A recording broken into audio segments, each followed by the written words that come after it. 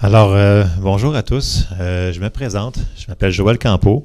Je suis pasteur à la chapelle évangélique Pentecôte, où est-ce que Mme Cécile Philly était membre de notre famille spirituelle pendant plusieurs années. On est réunis aujourd'hui pour lui rendre un dernier hommage. Au nom de toute la famille, je vous remercie de votre présence qui témoigne de l'attention que vous portez en ces précieux moments. Et souvent, nous pensons que la mort est la fin, c'est la fin de l'existence. Mais en fait, la mort, c'est une séparation.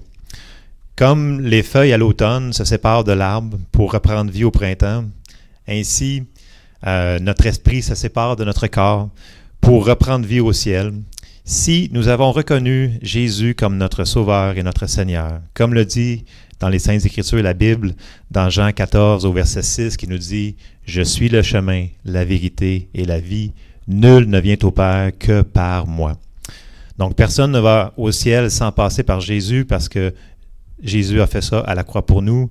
Et nous savons que Cécile est allée rejoindre son Sauveur, Jésus-Christ, parce qu'elle l'a reconnu comme tel. Même lors des derniers moments que nous avons eus avec elle, elle nous partageait qu'elle était prête.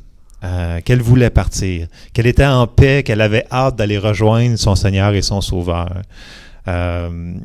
Puis elle avait hâte d'aller rejoindre les êtres proches qui étaient partis avant elle, dont une de ses petites filles qui avait 5 ans, qu'elle nous mentionnait, qu'elle avait hâte d'aller rejoindre. Donc c'était assez touchant dans les derniers moments.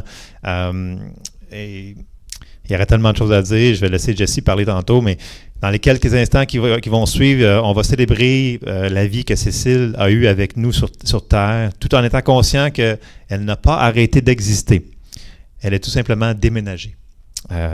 Cécile aimait beaucoup les chants de louange. Elle aimait arriver tôt à la chapelle pour être certaine de pouvoir participer au temps de louange. C'était très important pour elle. Elle avait son banc, c'est réservé juste pour elle. Surtout à la fin, on avait mis un gros lazy boy pour être sûr qu'elle soit confortable. Puis qu'il ne fallait pas qu'on touche à son banc.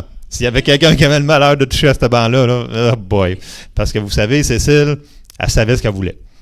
En tout cas, ceux qui l'ont connue, elle savait ce qu'elle voulait.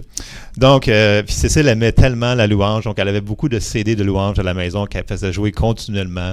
Donc, elle aimait louer le Seigneur.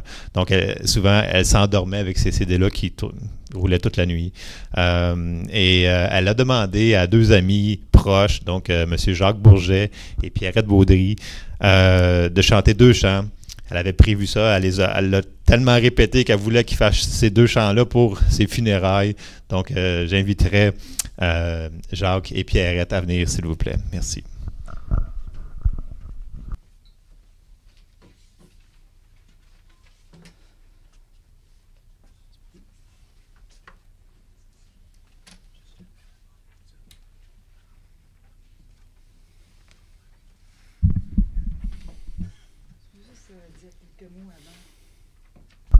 Avant de chanter, lui dire vraiment qu'elle va me manquer, qu'elle va me manquer beaucoup, Maman Cécile.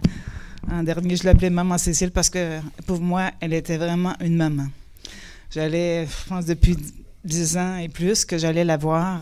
J'allais voir Madeleine avant quand elle était dans ce logement-là. Une année, je voyais les 2, puis après ça, Madeleine est partie. Après ça, j'ai continué d'aller visiter Cécile et puis vraiment, elle était une maman pour moi. Elle était proche, vraiment. J'allais toujours prendre mon petit café avec elle et puis on me disait tout le temps, t'as-tu faim, t'as-tu dîné? Elle s'inquiétait tout le temps. Alors, elle va me manquer beaucoup.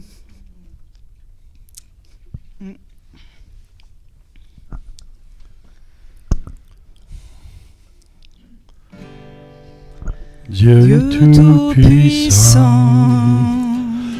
quand mon cœur considère tous les univers créés par ton pouvoir,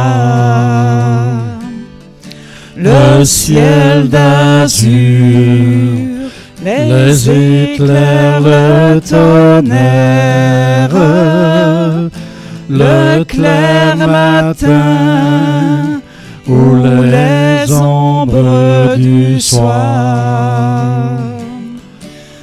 de tout mon être, alors j'élève un chant. Dieu Tout-Puissant, que tu es grand.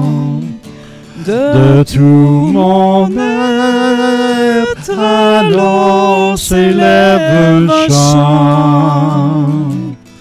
Dieu Tout-Puissant, que tu es grand. Quand par le bois ou la forêt profonde, j'erre et j'entends tous les oiseaux chanter. Quand sur les monts la source avec son onde livre aux zéphyrs son chant doux et léger. Mon cœur heureux s'écrie à chaque instant: ô Dieu d'amour, que tu es grand. Mon cœur heureux s'écrie à chaque instant: ô Dieu d'amour, que tu es grand. Mais quand je songe au sublime mystère qu'un Dieu si grand a pu penser à moi, que son cher Fils est devenu mon frère et que je suis l'héritier du grand roi. Alors mon cœur redit la nuit le jour que tu es bon, ô Dieu d'amour. Alors mon cœur redit la nuit le jour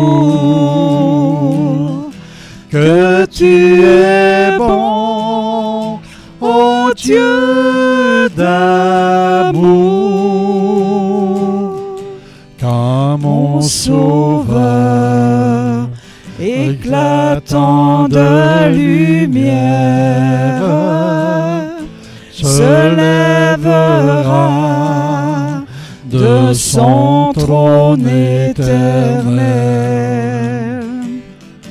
et que laissant les douleurs de la terre, je pourrai voir les splendeurs de son ciel.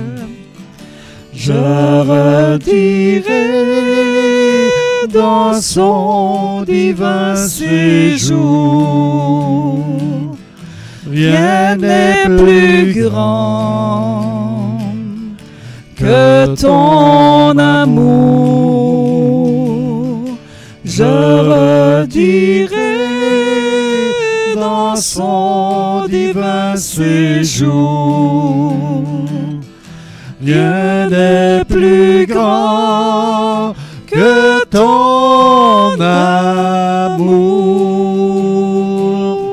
Je redirai dans son divin séjour: rien n'est plus grand que ton amour.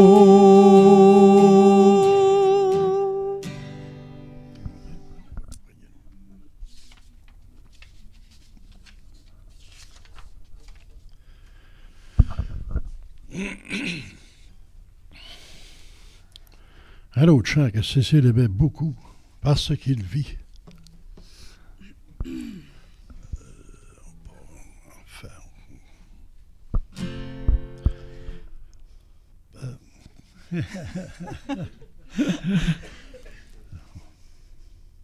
Oui.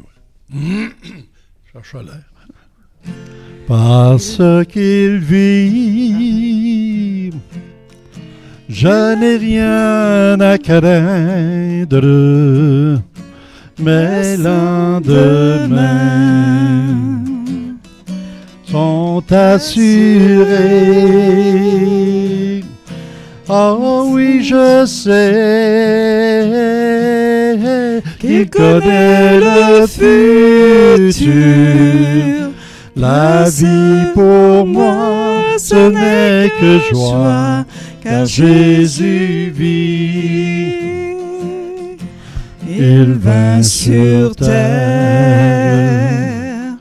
Jésus le Fils de Dieu, un blanc enfant naquit, plus fort que nous, dans son amour. Il sauve et fait grâce, sa mort, sa résurrection, pour que Jésus vive. Oui, Jésus vit, il n'est plus sur la croix. Oui, Jésus vit, j'entends sa voix. Oh oui, je sais qu'il connaît le futur. La vie pour moi, ce n'est que joie, car Jésus vit. Un jour bientôt, avec lui je serai, avec tous les sauvés, je chanterai. Gloire à Jésus, il m'a racheté, il meurt en croix, mais je sais qu'il est ressuscité. Oui, Jésus vit, il n'est plus sur la croix. Oui, Jésus vit, j'entends sa voix. Oh oui, je sais qu'il connaît le futur. La vie pour moi, ce n'est que joie, car Jésus vit. Jésus vit, il n'est plus sur la croix. Oui, Jésus vit, j'entends sa voix. Oh oui, je sais qu'il connaît le futur. La vie pour moi, ce n'est que joie, car Jésus vit. La vie pour moi, ce n'est que joie, car Jésus vit.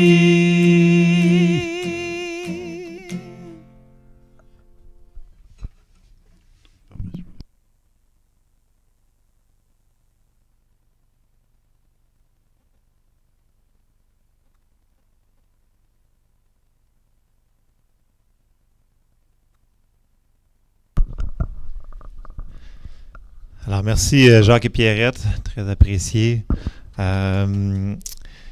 Oui, merci. Maintenant, je vais vous inviter à écouter un hommage que M. Serge Boudreau a composé au nom des fils et de la fille, la sœur à Serge, qu'il a composé en l'honneur de sa maman, Cécile. Donc, je vais vous inviter à écouter l'hommage. Est-ce que je pourrais parler un petit peu avant? Ici. Il n'y a pas de micro.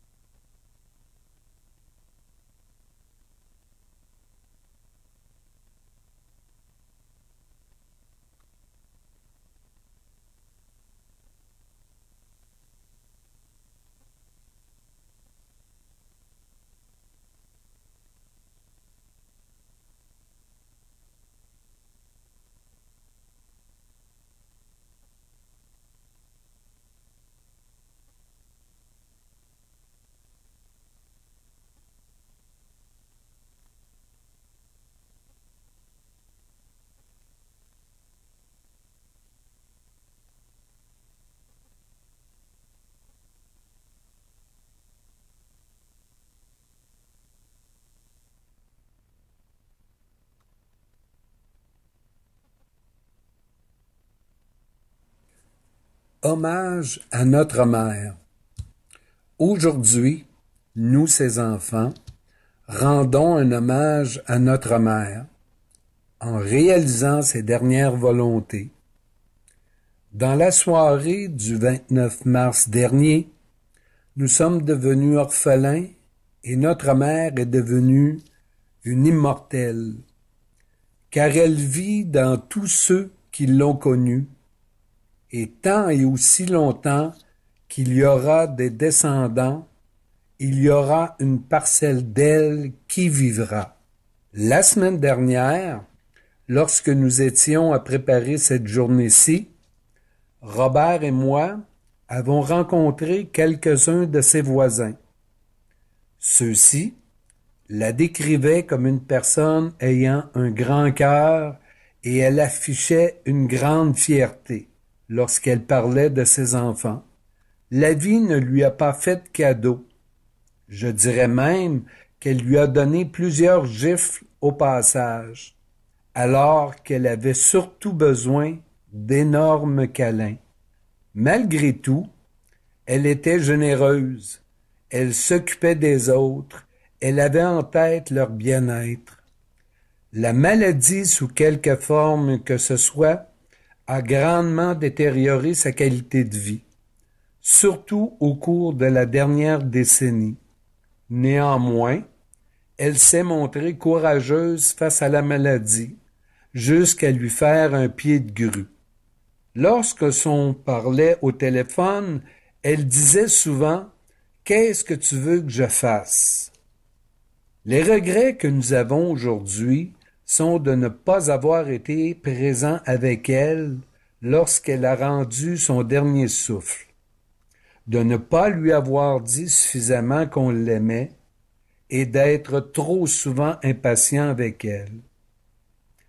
Avoir su comment se terminerait le dernier chapitre de sa vie, il en aurait été autrement. Puisqu'elle nous aimait d'un amour inconditionnel, elle nous a sûrement pardonné. Aujourd'hui, la vie nous permet de célébrer la mère digne qu'elle était. Notre mère serait fière de voir que nous sommes nombreux à lui rendre un dernier hommage. Notre mère aimait bien le country. Cependant, nous ne vous en ferons pas entendre.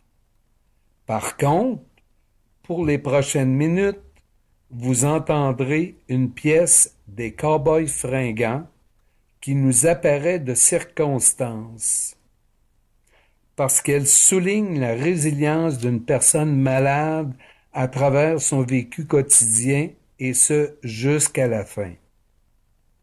Maintenant, écoutons la tête haute. C'est ma fête, j'ai 19 ans, plus de cheveux mais toutes mes dents. Et quand je regarde en avant, y a comme un flou dans le temps. Tantôt le doc passera, me donner mes résultats, et je saurai si oui ou non j'ai des chances de guérison. Mes bougies d'anniversaire seront peut-être bien les dernières, mais je ne suis même pas fébrile, j'ai en moi cette force tranquille. Des gens qui sont habitués à voir la mort rôder. J'ai tout surmonté, la tête baissée. Si je redescends la côte, ce sera la tête haute.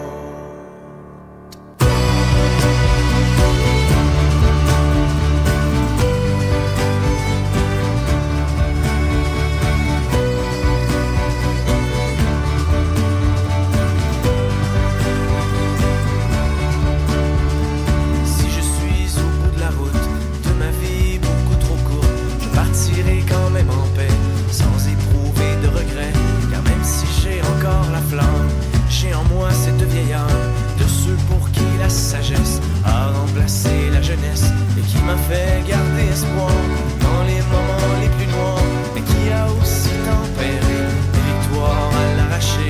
Je me serais tenu comme un roi face à ce cheval de Troie, sans me plaindre de la douleur et sans pleurer sur mon malheur.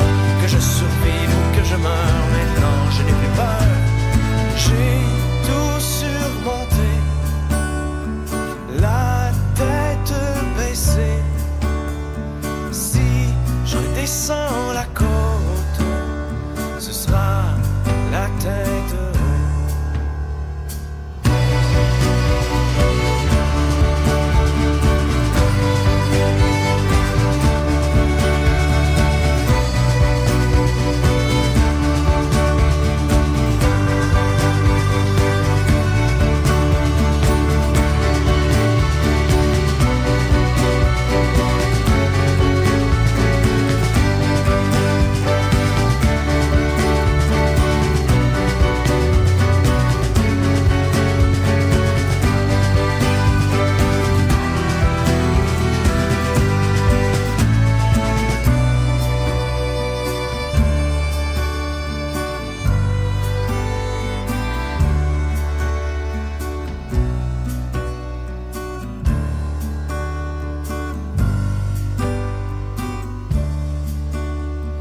C'est ma fête, j'ai 19 ans, plus de cheveux mais toutes mes dents.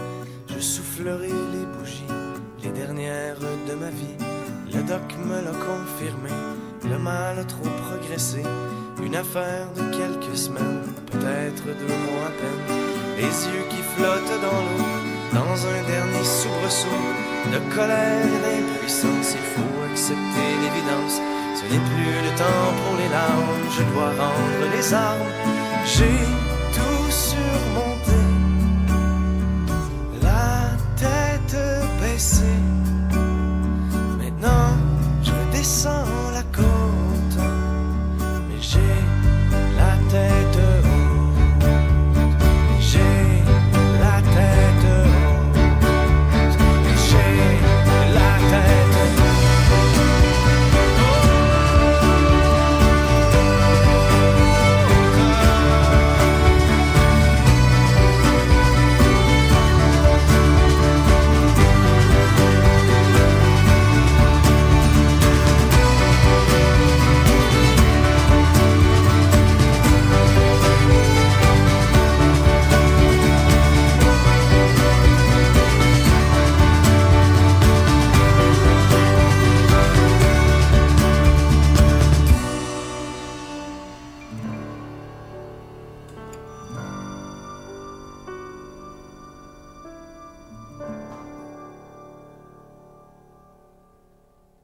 Maman, tu peux partir la tête haute.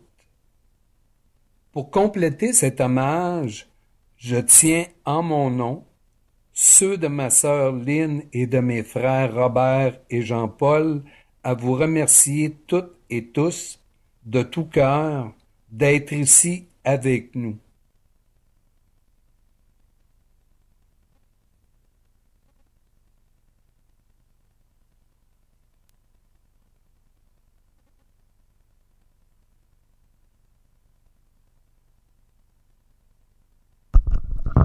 Merci Serge pour ce bel hommage et cette belle perspective de votre mère.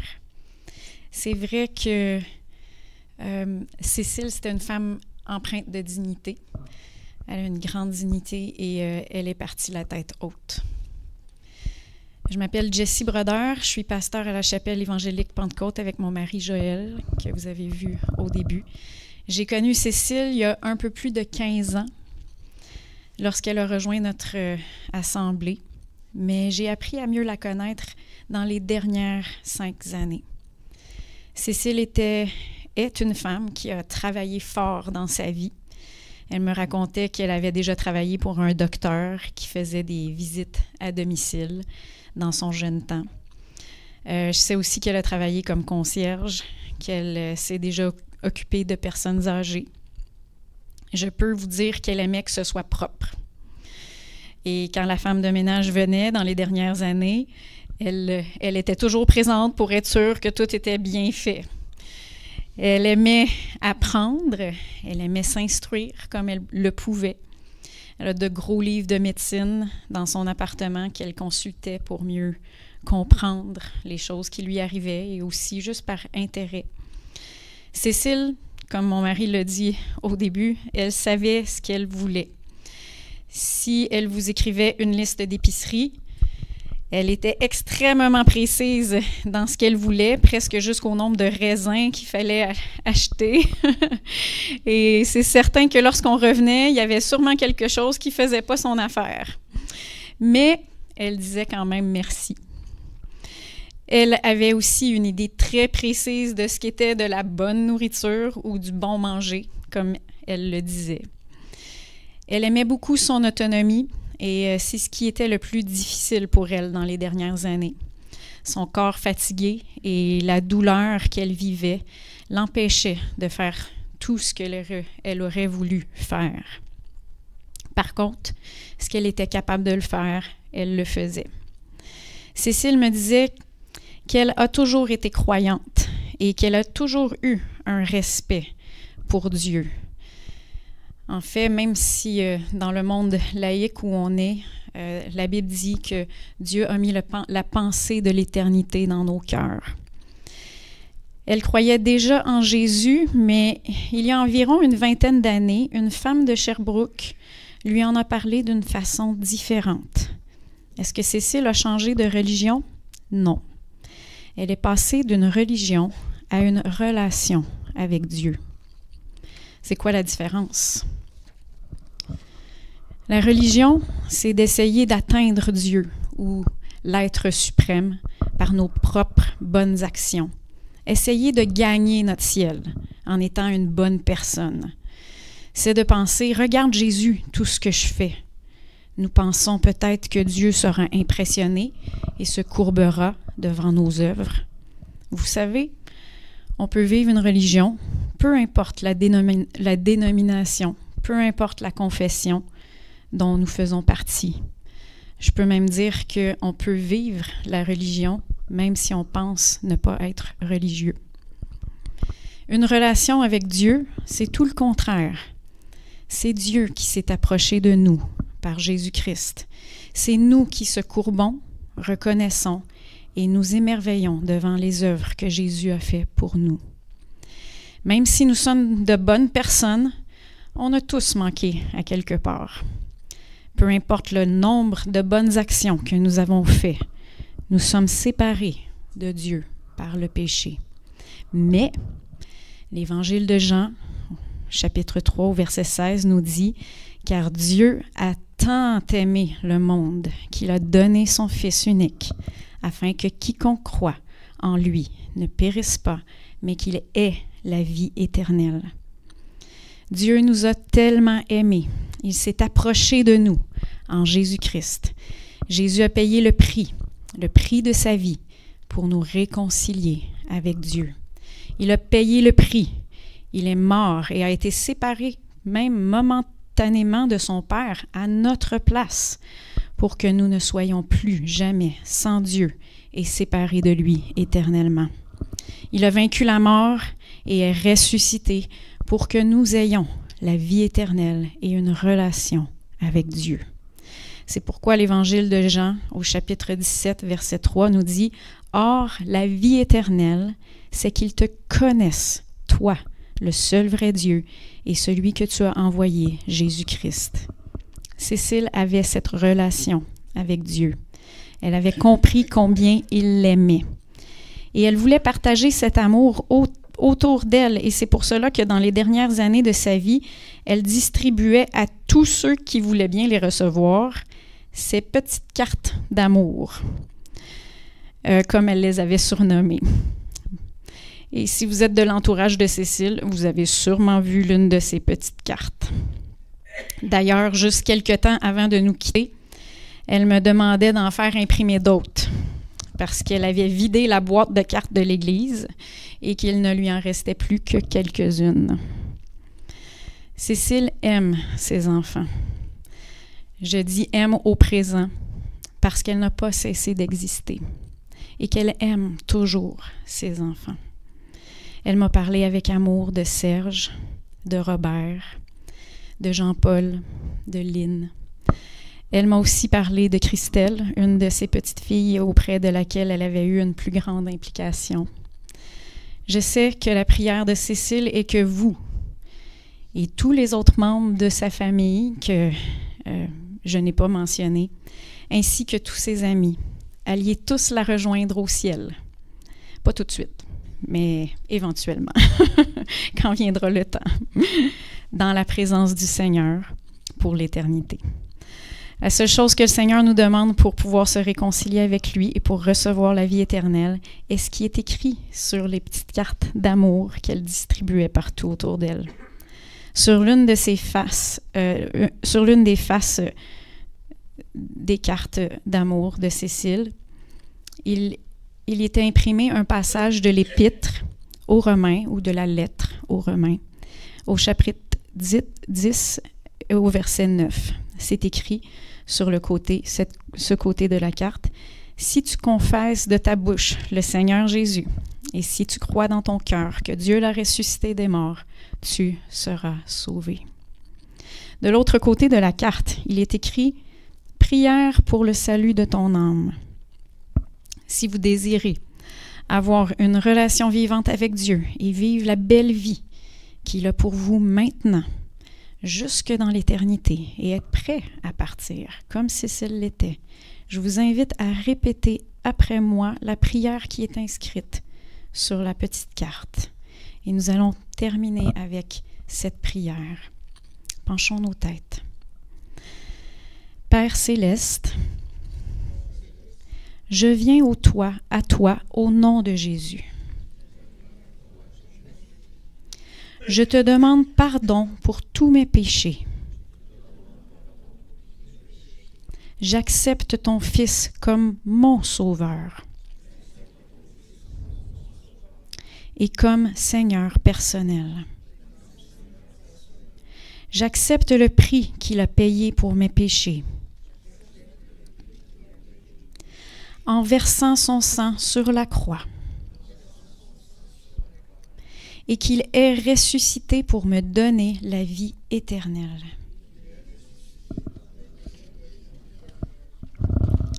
Seigneur Jésus, viens dans mon cœur et que ton esprit témoigne à mon esprit que je suis un enfant de Dieu. Amen. Je vous remercie encore une fois de votre présence, de votre amour et de votre soutien en ce temps de deuil pour la famille et nous qui sommes restés sur la terre.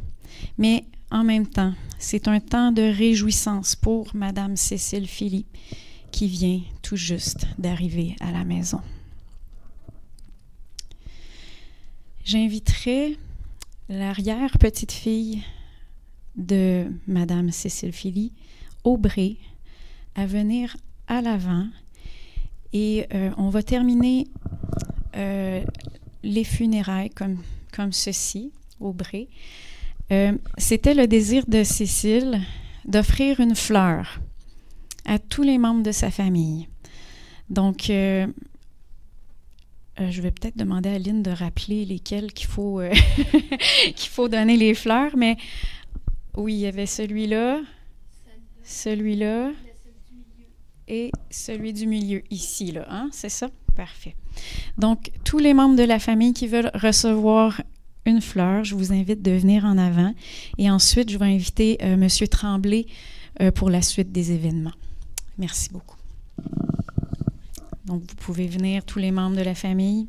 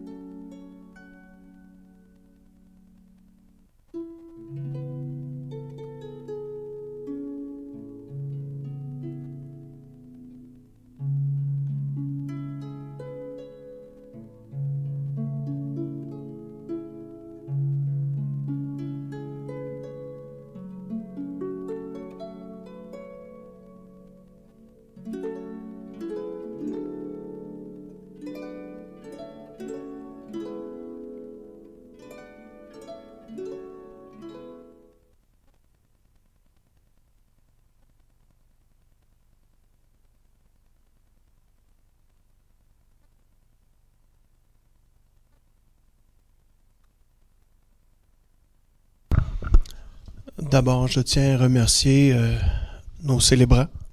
Merci pour ces belles paroles réconfortantes et spirituelles.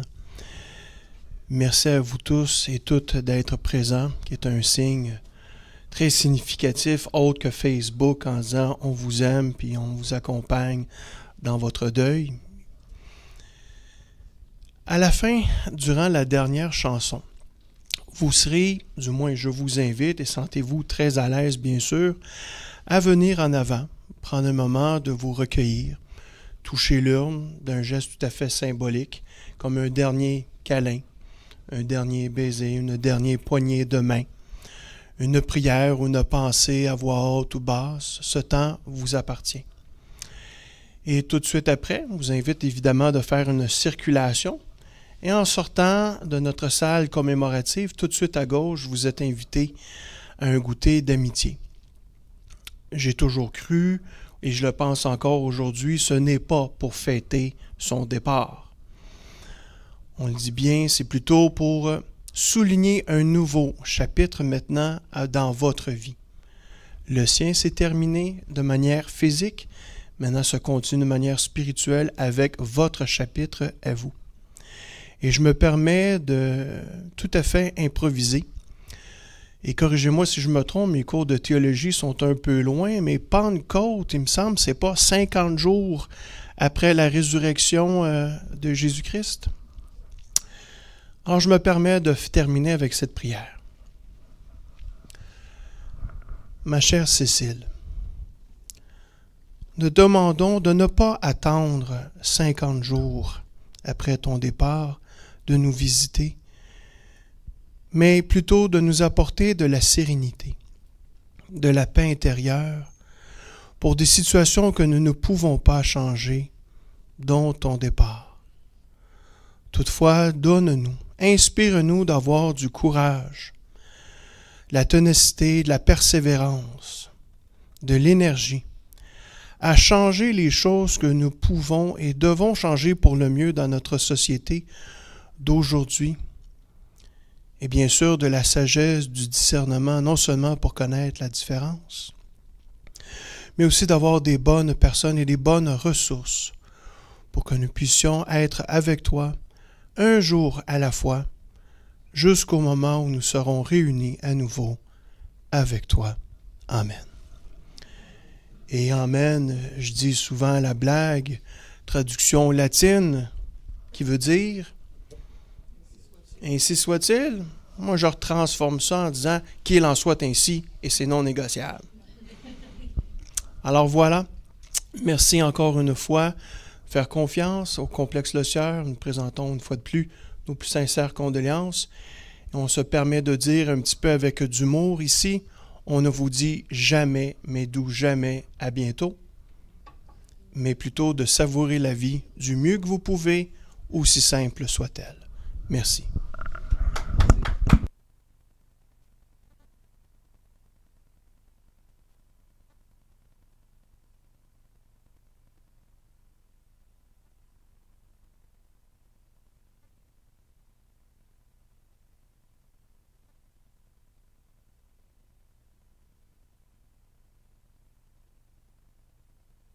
I've heard there was a secret chord that David played and it pleased the Lord.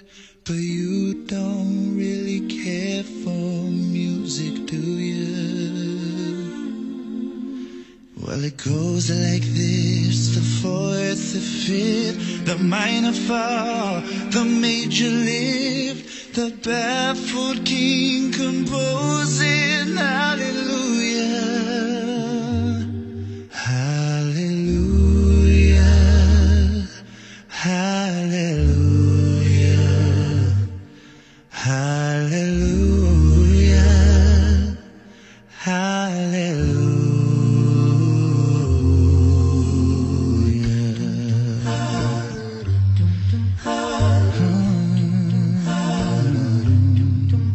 Well, your faith was strong, but you needed proof.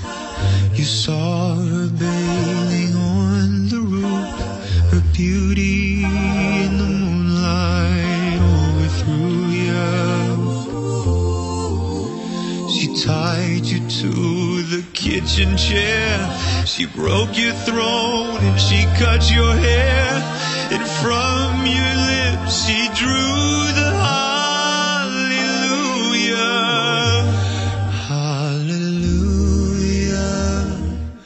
Hallelujah. Hallelujah. Hallelujah.